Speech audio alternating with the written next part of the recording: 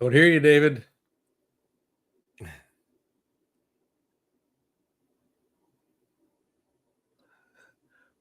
We lost your audio, Dave.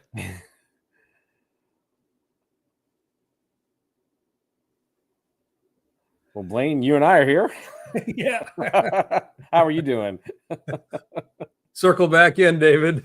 Can you hear me? Hello, can you hear me? Yeah, we got you. We got you. Now. All right. Let me try that again. Welcome to Office Hours, episode 660 episodes of Office Hours. And we're not getting any younger, but we're getting better. And my two mentors are showing up here on Thursdays. Blaine Bartlett, BlaineBartlett.com. He moves the possibilities into reality. And of course, the incredible Rhett Power at Web Summit in Portugal without me, RhettPower.com. Thank you, gentlemen, for taking your afternoon and your evening, Rhett, to join us on episode 660. Wouldn't be anywhere else. Yeah. Well, we got a treat for you with our first guest waiting in the wings. Mo, as you met, Mo Bunnell's here, CEO and founder of the Bunnell Idea Group, BIG, the notorious BIG, and he's aligned with us and Bob Berg and others when it comes to giving. And he's written an incredible new book that launched in August called Give to Grow. Welcome, Mo. Hey, thanks, David, and glad to be with this crew. We chit-chatted in the green room a little bit, and we got high energy, so excited to be here. Yeah, you fit right in here, although the cancel culture probably doesn't like to see 4 middle-aged white faces. We're doing our best. You can't have diversity in every single, when you have 660 episodes and 4 guests, it's tough to make sure every single guest is diverse.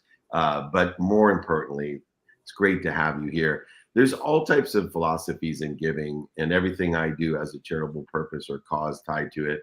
And I know Blaine, who had co-authored the Compassionate Capitalism book with me, and Rhett both also subscribe to that. We're all also working on my newest venture, which is being the chairman of Napoleon Hill Institute, which has a lot to do with giving to grow, and growing rich is part of that growth as well. We've heard the go-givers and the give-goers and the give-to-growers.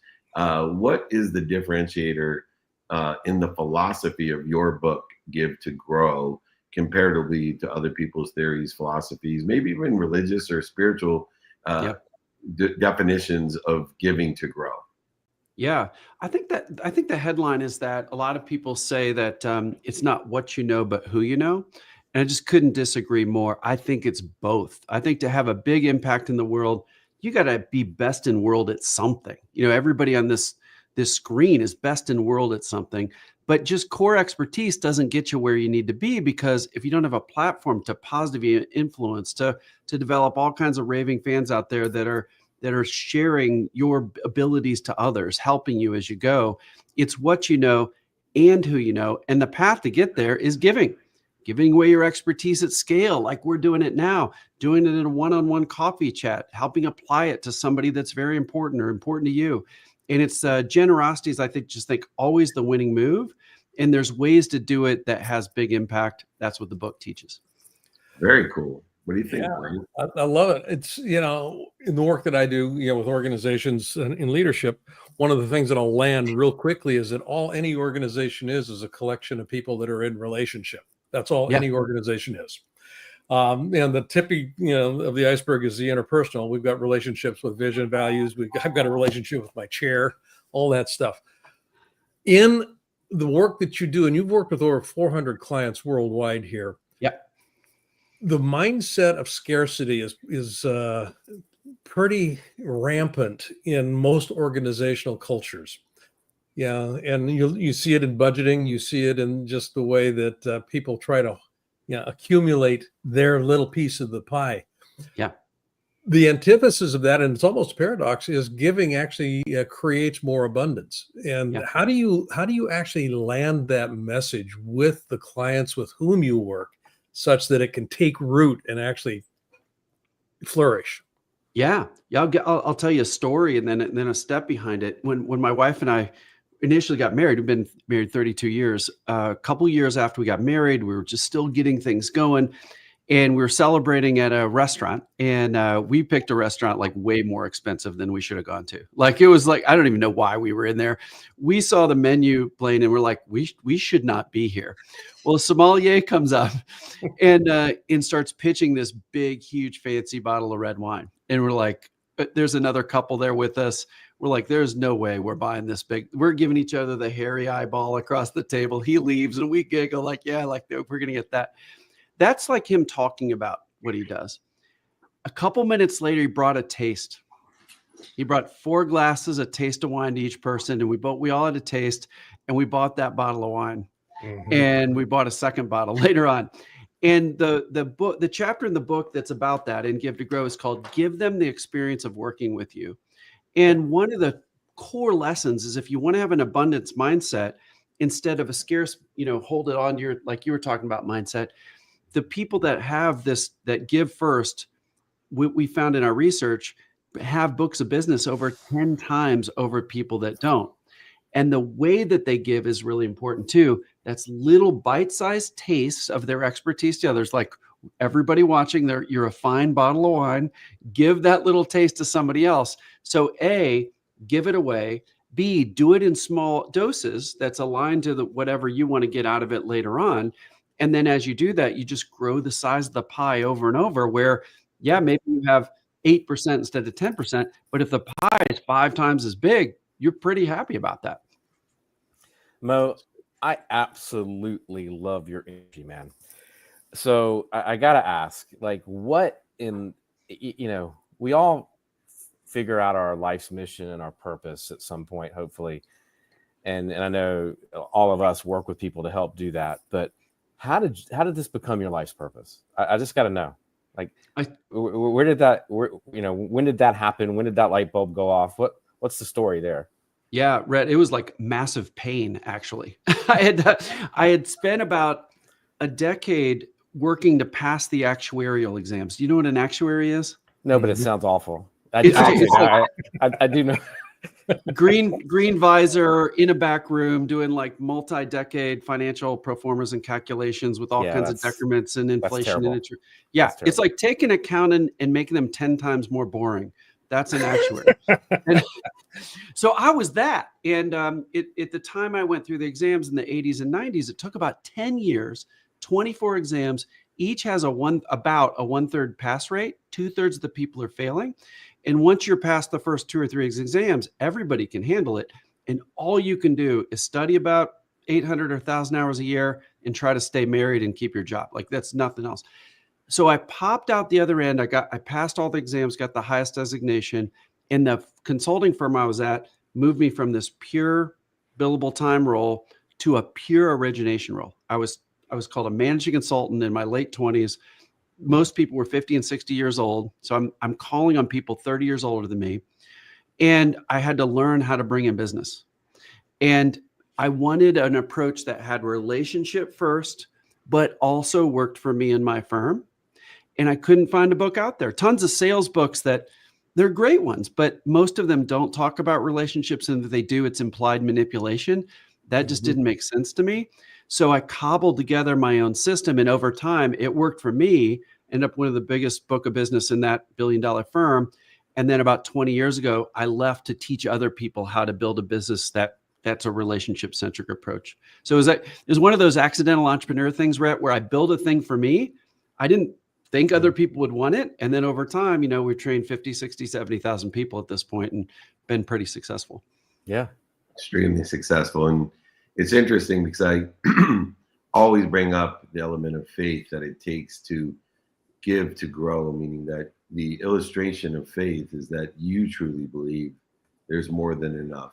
And so when you're articulating the quantitative value, that other people see that there's more than enough as well, and that we don't have to trade or negotiate when it comes to selling, don't have to oversell, lie, manipulate, or cheat, or even deny.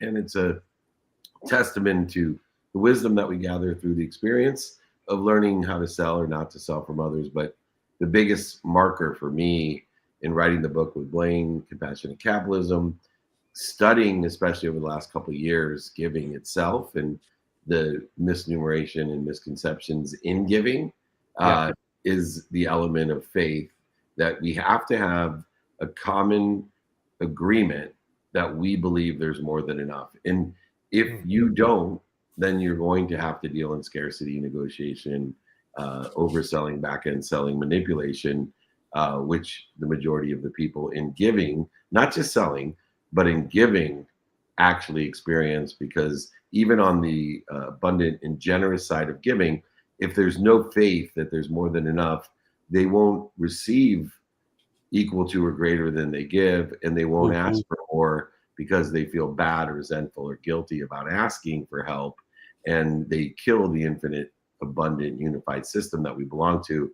If you want to understand how blessed we are, and you want to give to grow, learn from some of the great strategists, sales strategists, consultants in the world, you got to think big. You'll never overthink or outthink your own imagination.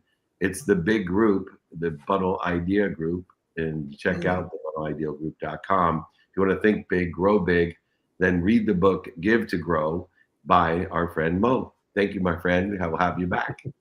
Thanks, Dave. It was super fun. Thanks, everybody. We You love bet. you. Come Great to back, see you. please. Great I energy. love Get back up here on the island. Yeah. Well, I got another treat for you, because we're talking about one of the world's best coming on right now. And Andres Moreno. Oh, no. Yeah, Andres Moreno is, I think, here. Yeah, there he is. Good. Yeah, I'm right here. Hey, Dave, how are you? Can you hear me?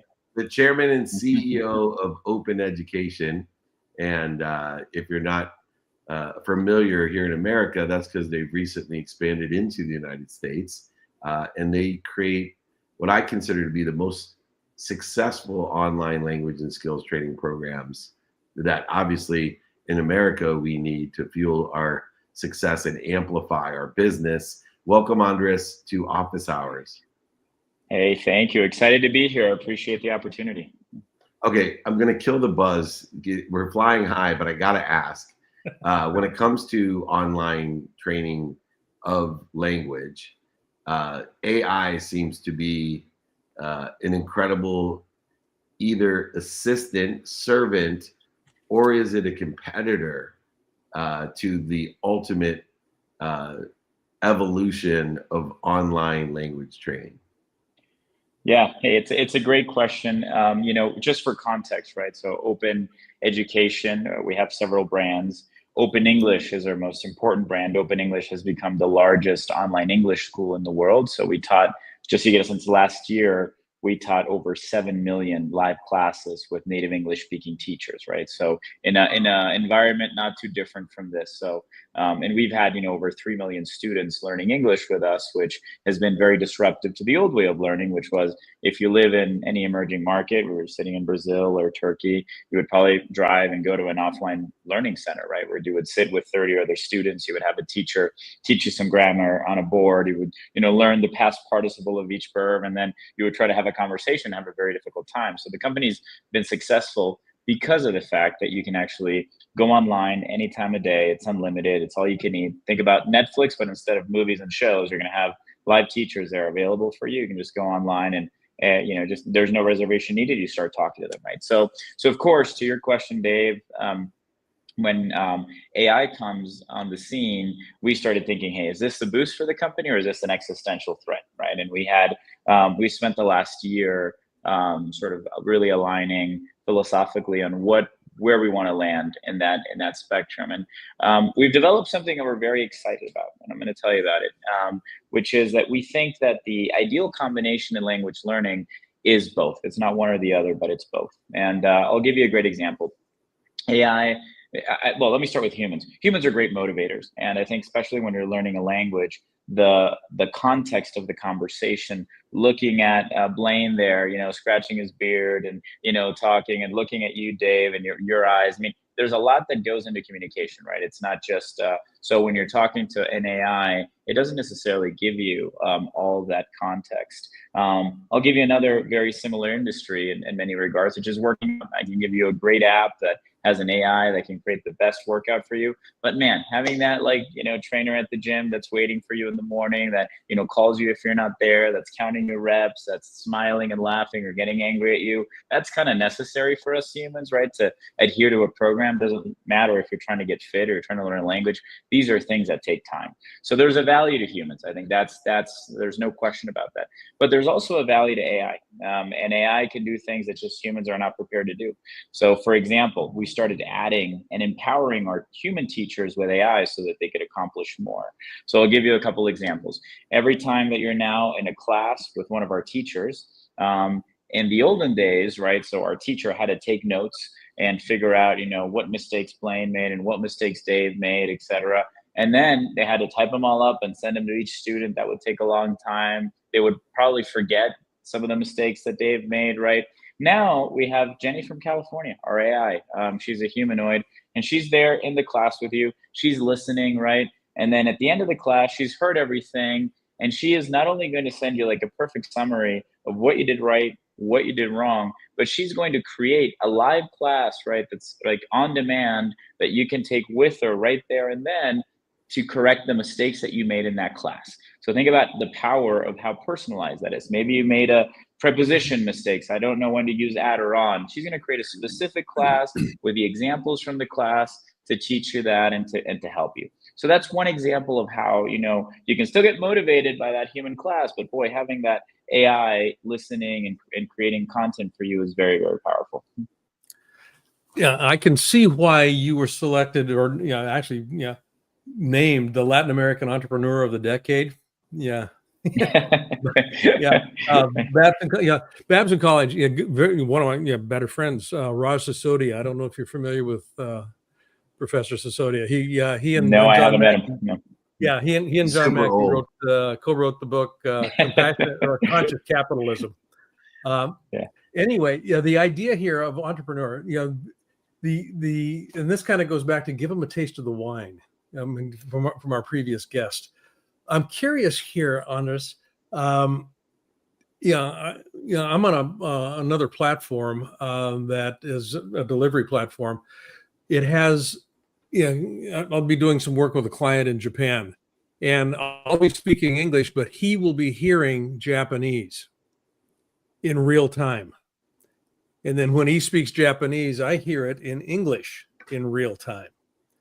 Is this something that you're looking at integrating into the work? Because I know when I've studied languages, French, German, the Spanish and the Chinese or the Japanese that I've studied, I needed to have my an escape route, which was my native language. for part of the process. No, hey, and you're touching on something else that's really interesting, right? Because if there are tools that allow you to basically not have to learn the language, right? So let's just say tools are going to be a simultaneous translator for you, and there are tools that help you actually learn the language so that you can do it yourself. We're in the camp of helping people learn the language, not creating tools to help the simultaneous translation process. Now, there are great tools out there, and I think they're only going to get better. I think Samsung has now an app where you can sort of do exactly what you say. You can speak to it, and I'm going to speak in English, and then it's going to speak back to you in Spanish and such like. Now, and the reason we're not focused on that is because we think that there's, and I'm going to oversimplify, right? Two types of language learners. There is what you could call the hobby linguist, which are most of us in the US, right? If we want to learn a little Italian to go on vacation to Puglia this summer, and you want to order some pizza or rent a car and do certain things, like, hey, that simultaneous translation tool works great, right? You're gonna be able to know where the bathroom is and order pizza. That's all gonna work out. But if we're in a meeting and having the type of interaction that we're having here, I want to be you want to understand me in my language, and I want to be able to express myself. And so those are not hobby linguists. Those are the ones we go after, which are the people that are actually learning English as a stepping stone for success, for communication. And what's interesting is that when you look at English learning, and I'll give you a stat that's pretty interesting. There are 1.3 billion people around the world learning English, okay? It is not the language of one country, not the US, right? It's the language of the world. It's the lingua franca. It's a communication tool globally. Guess how many people are learning every other language combined in the world? A million. 300 million. So 300 million. So 1.3 billion learning just English, 300 million learning every other language. So the people that, of course, we're sitting in the US, we're more thinking about the 300 million. But hey, think about the 1.3 billion, right, that are learning English. And they're learning English. They're going to have to go through job interviews. They're going to have to travel. They're going to have to communicate with their boss that's sitting in Cincinnati. They're going to have to watch a movie and understand it. And they're going to have to look up information on the internet. They're going to have to go to a class in the university in English. So that, active dialogue is something that still, I think is going to be very important to be able to speak English for success. What have been some of your challenges? I mean, you're working globally, and you've got a team that's global. What are some of your challenges right now that you're facing as a leader? It's interesting because you would think that, hey, the company's grown a lot. We have 3 million students. We've been on this journey for 15 years. And, it's, as you said, we've gotten some nice recognitions, as Blaine pointed out, but you don't wake up thinking about that in the morning as an entrepreneur. You're putting out fires, right? So I would say that there's a lot of challenges. We're full of them. Just to mention sort of a few, I think, look, one you just mentioned, right? How do we leverage AI to be of value, to not replace our human teachers, because we think they're very high value in our programs, and I think our students really value them. But we know we need to leverage AI to push them forward and empower them. I think there are challenges in expanding globally as well. I mean, we're in over 30 countries around the world. I think every place is different, right? So just to give you a sense, we launched initially, I'm Venezuelan originally, moved to the US, started the company, moved back, and started sort of growing the business in Latin America. And it's now become, the leading English learning brand, for example, in all of Spanish-speaking Latin America, Central America, the US Hispanic market, Brazil. And then we said, hey, let's go elsewhere, right? Why don't we jump to a very different place? We tried Turkey in Middle East. It was very different. We ended up, for example, we acquired a business there that had a terrific entrepreneur. We partnered with him, and now it's become the #1 English learning solution in Turkey in the Middle East. So we've had our challenges that we've had to, we've tested, ours is not a story of getting it right the first time around. It's a story of perseverance and resilience. You try things once and twice and 3 times and try to climb the wall. If that doesn't work, you go under the wall. If that doesn't work, you find a hole in the wall. But we get past the wall and we keep going. So I think it's a little bit of, I could describe many challenges, but philosophically, I think we're just sort of prepared to do that. I talk a lot about entrepreneurship in Latin America, and then I'll end with this. An entrepreneur was asking me, hey, he said, I started this business, and I'm starting to have these challenges, and things don't seem to be working out. I think God doesn't want me to do this. I think I'm listening to the signs of, Jesus and God, and I just don't think He wants me to be an entrepreneur. And I said to him, and I'm a Christian myself. I said, look, it all depends on how you set the mission, right? I think being an entrepreneur is a little bit like climbing Mount Everest, right? If we're going to climb Everest, the 4 of us together, look, we know it's going to suck. We know we're going to get cold. We know we're going to get our toes frozen. Toes might fall off. We're going to be tired. We're going to run out of air. That's going to be the normal trajectory, right? If you end up going up on a sunny day and none of that happens, amazing. But the normal trajectory is gonna be tough, right? So I mean, entrepreneurship is the same. If you understand that you're climbing Mount Everest, all that stuff is gonna be in the normal trajectory, and you're gonna be okay. It doesn't mean you're doing the wrong thing. And so I don't know. It just that back to sort of the mindset of attacking challenges. I'd say that that's sort of what's made us successful. I think Tiger Woods said it best about being an entrepreneur. He said you can't just practice until you get it right. It's more like you keep on getting your butt kicked until you don't get it wrong, and it takes a lot longer. That's right. I agree with Tiger on that one. Me too. And there is great success on the streets, the investment, and the customer base.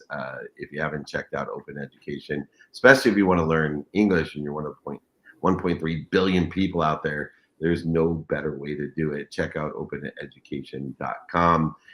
At the helm, Andres Moreno. It is a pleasure to have you. We got many more shows to amplify your great leadership. Babson is the leading entrepreneurial college in the world, actually, and I'm sure they're very proud of you representing them as the Entrepreneur of the Decade for Latin America. Congratulations on all your success. And I can tell continued success. We'll have you back on. Thanks for joining us.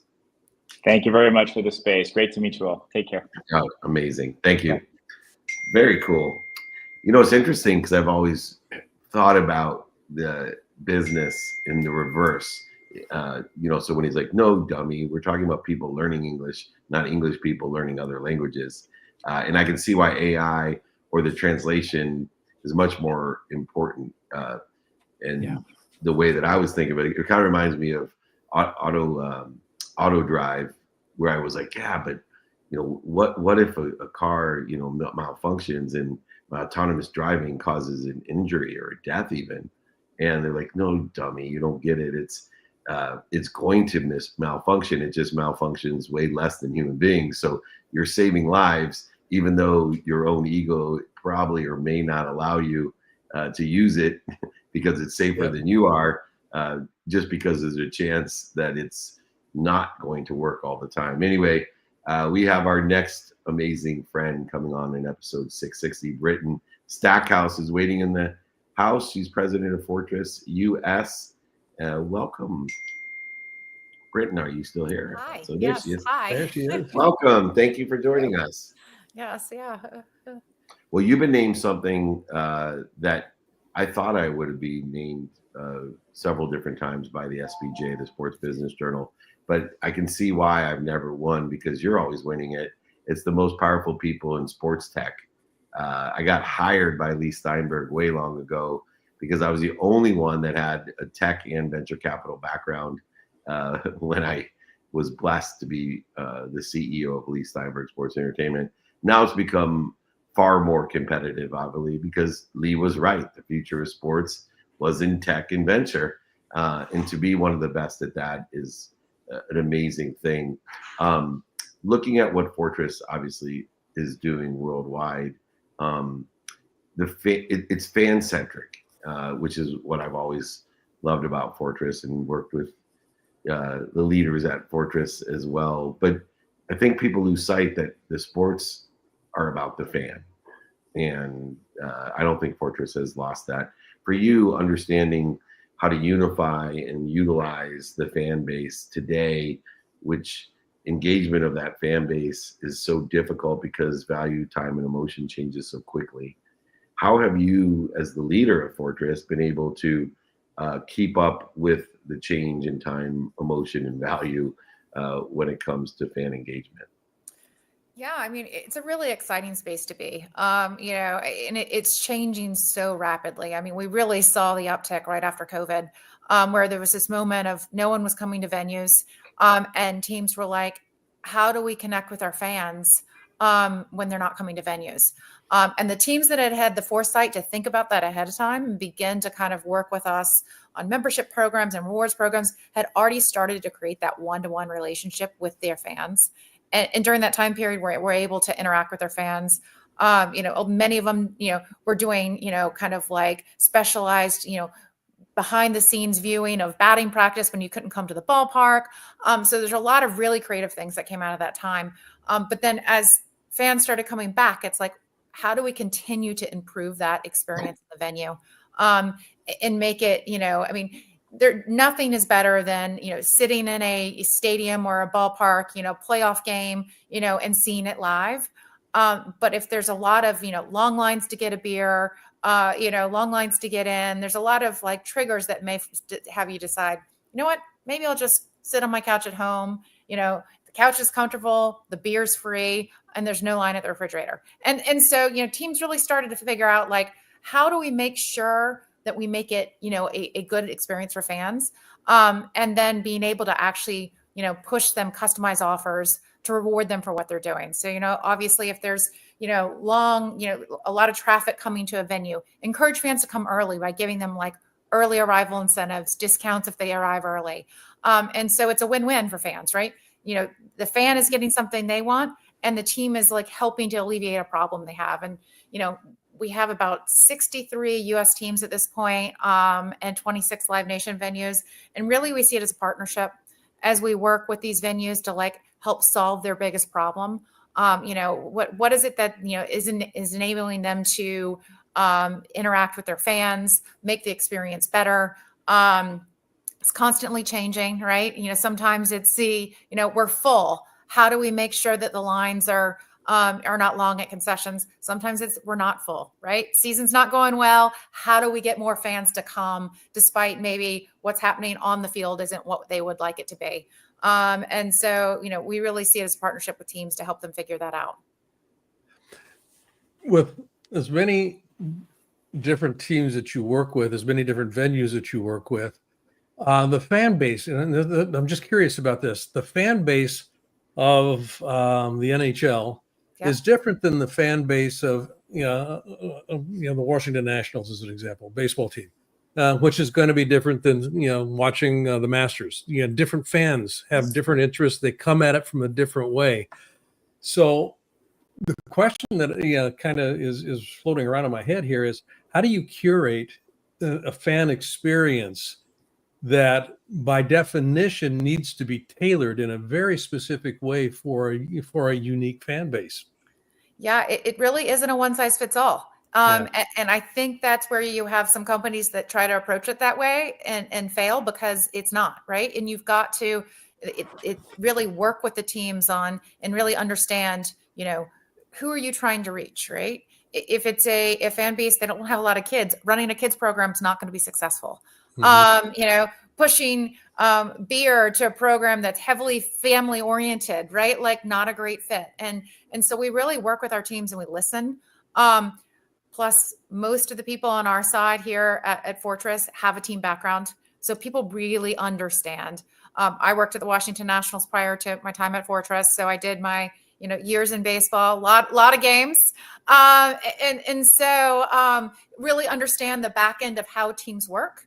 And across like all of our account managers and people at Fortress, there's a lot of like rich experience of people that have worked, whether it be the NHL, NFL, MLB, and really understanding how teams work. But it's also sitting down and saying, what are the problems you're trying to solve for? What does your fan base love?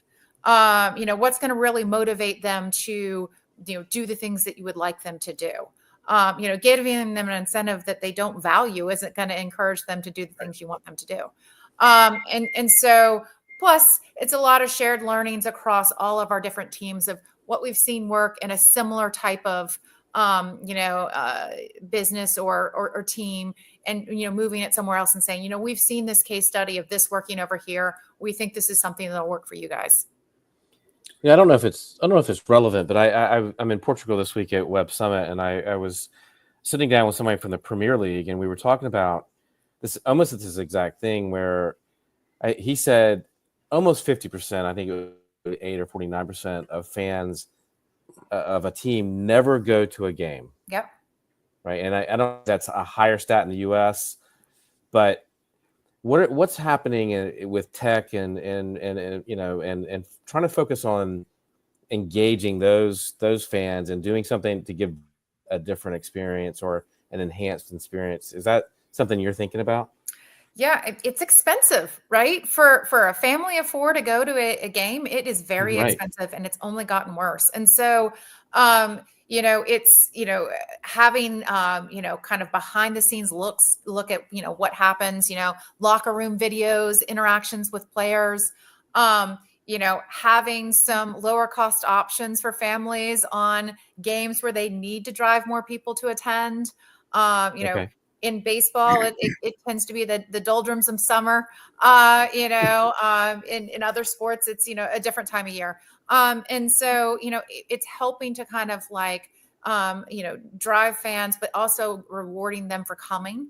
And, some teams are starting to do membership programs that give priority to buy for things when you interact with them online. Or, you watch, or, you do other things outside of the actual venue itself. But obviously over in Europe with the EPL, it's a very limited inventory of even seats available. It's difficult to even get a seat. So they're running membership programs that are priority to even like get a seat to a ticket, once a seat actually opens up. It's amazing that there is a business about fan base management in revolutionizing the engagement to elevate the interest in the monetization. It's really about community and building that community, people that are going to buy from you and sell for you for life. And team sports and organizations have that great capacity of building a fan base for life. So exponentially, it's a lot more costly if we don't do a good job of managing the fan base or revolutionizing its engagement. It's people like Britton Stackhouse that are awarded for such great value that they're bringing to sports in all aspects. One of the most powerful people in sports tech, our friend here at Office Hours, Britton Stackhouse. Thanks for joining us. We love to have you on other shows as well, and really appreciate your deep insight on how this is all working, because there's many issues and variable issues as we look around sports around the world. So nobody's doing it like Fortress is. Congratulations. Thanks. Great job. Bye. All right. We're moving right along from Portugal to Whidbey Island to Orange County, California. And I have a friend that's right down south of me by our other house there in South Mission Beach.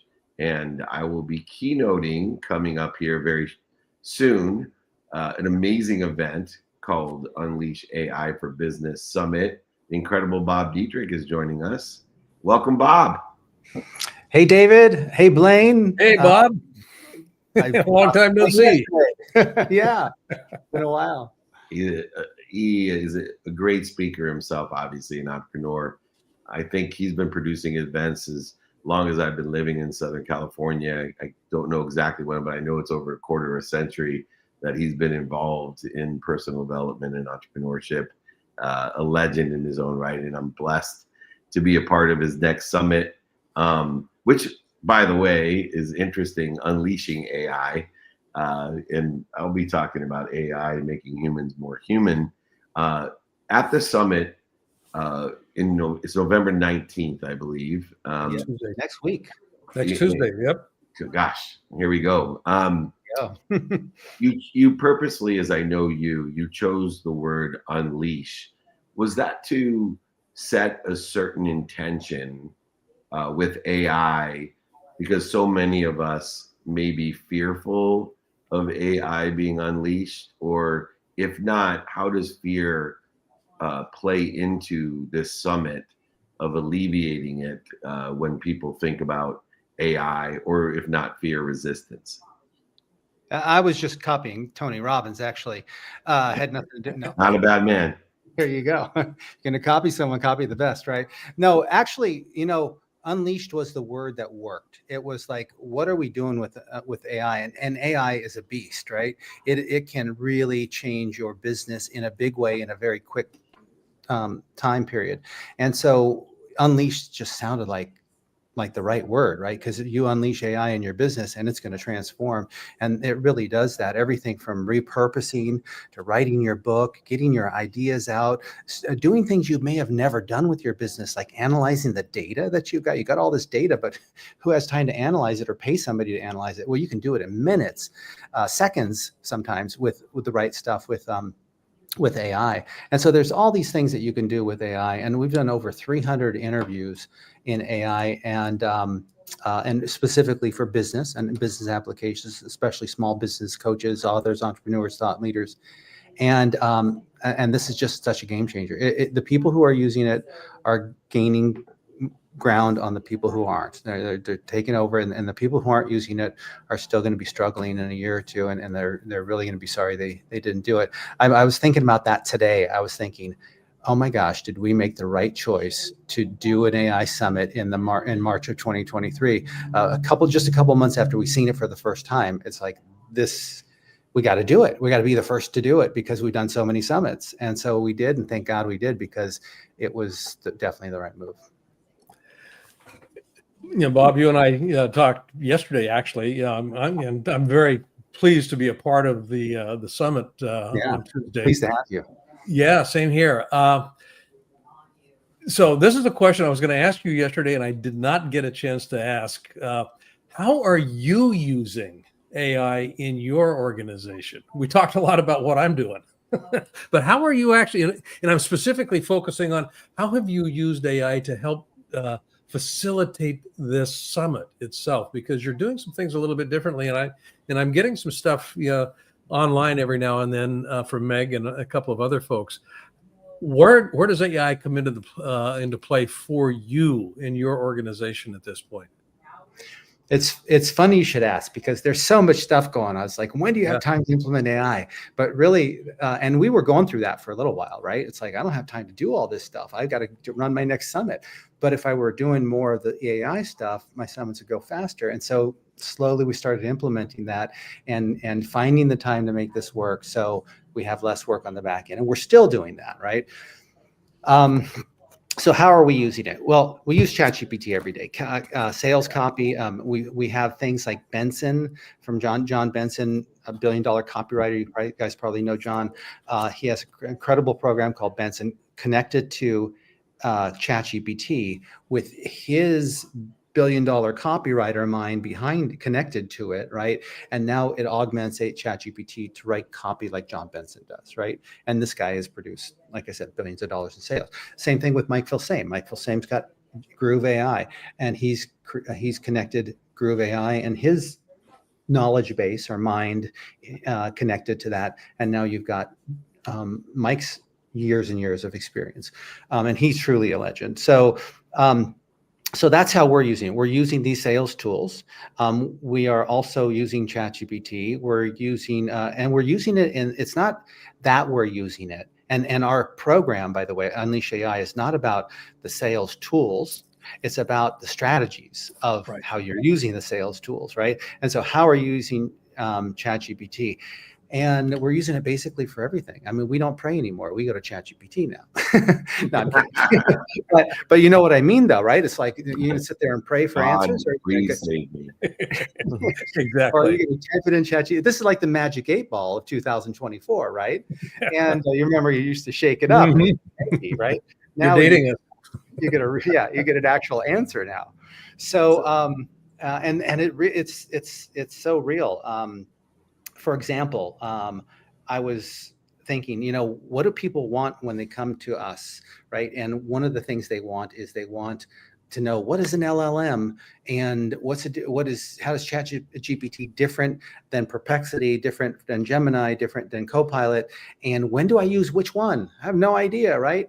Mm-hmm. And so I started going down that rabbit hole with ChatGPT, and I produced a whole document, which we're going to be using in our course and as a giveaway for people who are coming into our summits, right? And the next question is, well, John Benson has this awesome program called Benson, and Mike Filsame has this awesome program. There must be more out there that I don't know about. What else is out there? And it tells us what else is out there. Can you rate them from 1 to 10? Which ones are best? Which ones are not best? Can you tell us the benefits, the pros and cons, and when would we use this program? And so it does all that analysis for you. So now when you buy this program or a program, you're buying the right one because you've just done this analysis in 5 minutes on ChatGPT, asking it the right questions. So it's really a matter, to me, it's not even about prompting anymore. It's about what questions are you going to ask, right? Just like doing an interview here. It's like, what questions are we going to ask here that are really going to be valuable for our audience? And that's kind of where we're at right now. And that's what we use it for. And there's more stuff too, right? There's more stuff, but this is where it's at, right? This is for us right now. Bob, I got to ask if we have time, Dave. We got time. Yeah. We got time. So I've got to ask. With things like AGI coming and the fast change, one of the things I work with a lot of entrepreneurs, and people's heads are about to explode. Right? It really is. And as a founder, you've got to be able to see around corners. You've got to be able to predict where things are going so that you can make the right moves, and go in the right direction. What's the best way? And I hope this is something you guys are going to cover next week. As an entrepreneur or a founder, what's the best way to, look, tech integrations are hard. I've been through some of them that have been disasters. How do you, number one, integrate these tools into your business? Number two, how do you stay ahead of the curve? Because I do think AI, we're in this sort of seminal moment right now. We're in this sort of inflection point, and this is massive opportunity. And I think these tools can be your X factor. I mean, I think they can absolutely be the thing that sets you apart from your competition. Do you take a team approach to staying ahead of the curve here and like looking out? Do you like bring somebody on that's in charge of this? Like, how should we be thinking about it and staying ahead, particularly when we have to be focused on the business, but we also have to be looking ahead and thinking about what tech to use in our business and what AI to use, what tools to use? Well, it's an interesting question, right? Because when I hear it as a small business owner. And so my first reaction is, well, you should master ChatGPT yourself, and then once you've mastered that, then pick another one that you're going to start to work with, and then master that, and instead of trying to do everything, because everything's not going to work. And you won't master it, and it's not going to make the big strides that you can make when you learn one. But then I'm hearing you, and I think you're talking about bigger businesses and how do you approach it? Small to medium. I mean, we all can use these tools, but we have to have a strategy, and we have to figure out how to, use them. Right. And so similarly, I would take that same strategy and apply it to a medium-sized business and say, okay, management team, we're going to work together, and we're all going to master ChatGPT, and we're going to have this trainer come in and train us on how to use it and when to use it, and et cetera. And find I think the strategy that I've seen a lot of people take that I think is really smart is find what are the biggest time suckers in your business and apply AI to that, because buying time is the biggest benefit to AI here. And so when I look at time, I look at email. Right. And I have not implemented this myself. I'm still on the process of that, but that's at the top of my list. How do I get my email whittled down? And I know there's people out there going, oh, you got to use this. So send me an email, please, and let me get that done. But that's, if I can get my email streamlined, so I'm not going through so many emails, and that's most of my day. And so that would be a big game changer for me. And so I think finding those big time suckers in your business and then automating those, and they're going to take some time. I mean, sometimes, it's as simple as creating a GPT, right? Which is, if you don't know, and you guys probably know, but for your listeners out there, it's just an automation of ChatGPT. You kind of put your own knowledge base and processes or frameworks in front of ChatGPT, then it takes all that information and creates predictable outcomes. And like, for example, a letter that you want written in a certain way, you can say, here's the framework for that. Now here's a GPT that'll run it automatically. And long story short, that might be, as simple as creating one of those, but it's going to take 14, 15 hours to do something like that. And, but that's a good investment of your time, because it could save you 20 hours a week sometimes, right? In fact, some people refer to them as employees, these ChatGPTs, virtual employees. I don't think they're that sophisticated, but they can be very sophisticated. Yeah. Not only does AI make humans more human, but it takes us from 0 to 1 so much faster. And 0 to 1 takes a lot of times more time than 1 to 100. So that's where the value lies, whether you're a small, medium, or large size business. It's great entrepreneurs and great speakers like Bob Dietrich who produce the best events, a timely event that creates value for his community. A community that's grown for over a quarter of a decade, and we're all going to be there November 19th at his summit. Come and join us at the Unleash AI for Business Summit. Unleash is it? Okay. Yeah, it's Unleash AI for Business. Oh, it's AI. My eyes are going. All right, we're going to get this right. Check out unleashaiforbusiness.com.